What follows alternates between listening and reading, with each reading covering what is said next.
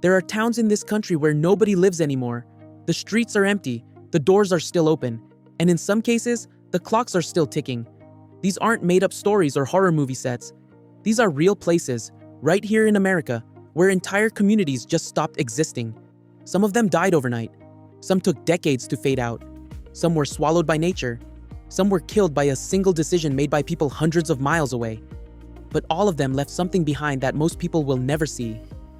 And trust us, some of these stories are way stranger than you'd expect. Here are 10 abandoned American towns frozen in time, and the reasons why they died might just change how you look at this country. Number 10. Glenrio, Texas. Picture this, a small town sitting right on the border between Texas and New Mexico. For decades, Glenrio was the kind of place every road tripper stopped at. It had diners, motels, and gas stations along the famous Route 66. People would pull in, grab a bite, fill up the tank, and keep driving toward California. It was alive.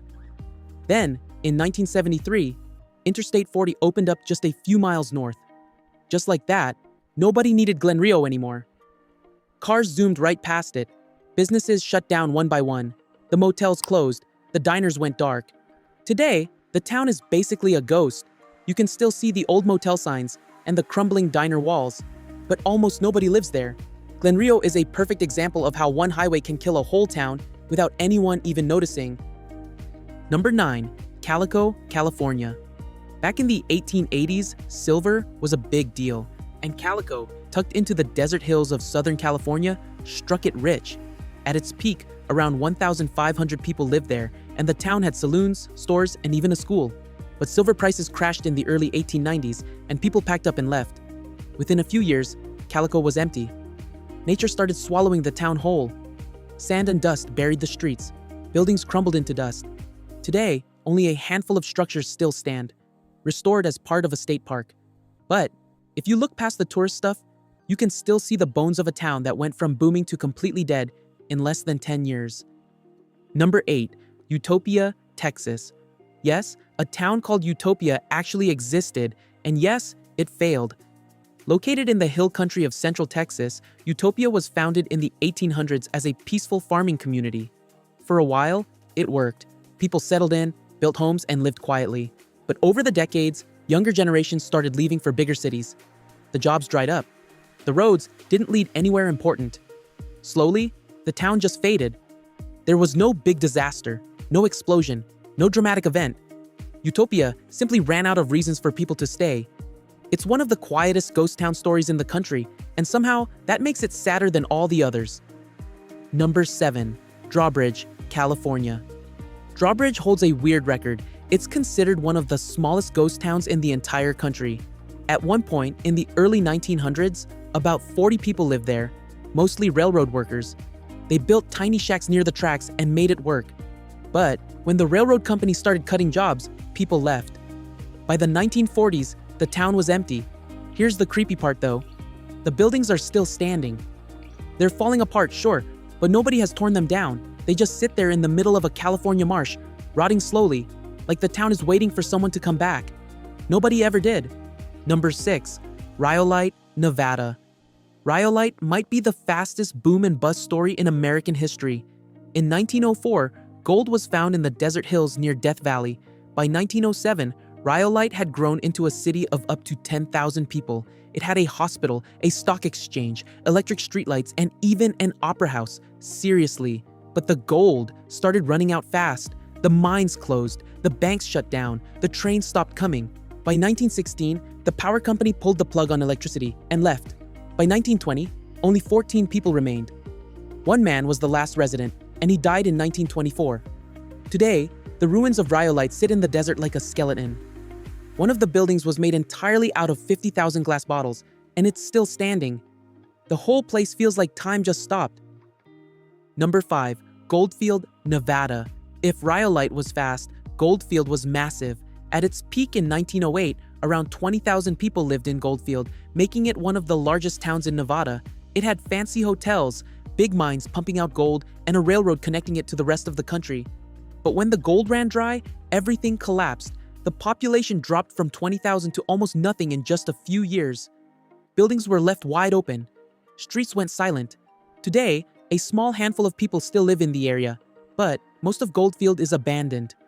The old hotels and mines are still there, crumbling in the desert wind, like a warning about what happens when an economy is built on one thing. Number 4. Bodie, California. Bodie is one of the most famous ghost towns in the West, and for good reason. Gold was discovered there in 1859, and by 1879, the town had nearly 10,000 residents.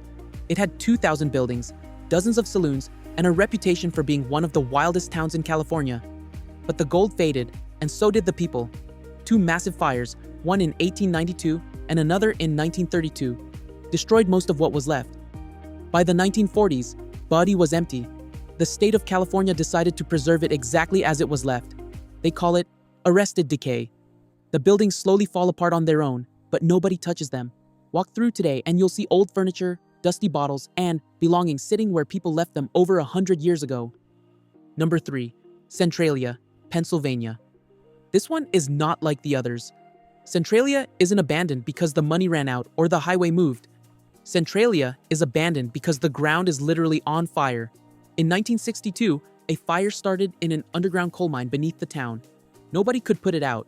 The fire spread through tunnels under the streets, pumping toxic smoke up through cracks in the ground. Houses started sinking. Roads cracked open. The air became dangerous to breathe. By the 1980s, the government told everyone to leave. Over 1,000 people packed up and moved out. The state took away the town's zip code in 2002. Today, fewer than 10 people still live there, refusing to go. And the fire? Scientists say it could keep burning for another 250 years. Centralia is a town sitting on top of a slow-motion explosion, and nobody knows how to stop it. Number 2. Lehi, Iowa. Here's one that almost nobody has heard of, but it's one of the strangest stories on this list. In the late 1800s, Lehi was the biggest town in Iowa. That's not a typo. The biggest town in the entire state. Why? Coal. The town was built around coal mining, and at its peak, thousands of people lived there. But when the coal ran out and cheaper fuel became available, the mines closed. People left fast. The town went from being the center of attention in Iowa to being completely forgotten. Buildings were left behind. Streets went quiet. Today, almost nothing remains of what was once the state's largest city. It's like Iowa itself tried to erase Lehi from the map, and it almost worked. Number 1. Portsmouth Village, North Carolina.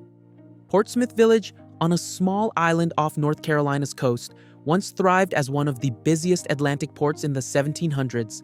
But storms gradually reshaped the coastline, shallow waters drove ships away, and the Civil War scattered its residents. Though some families returned afterward, the population steadily dwindled, down to just 17 people by 1956. In 1971, the last 2 residents, both elderly women, left for good. What remains is striking. The houses, church, schoolhouse, general store, and post office all still stand, largely untouched, exactly as they were, left over 50 years ago. No one has lived there since, and the buildings haven't crumbled or disappeared. They simply sit in silence on that quiet shore.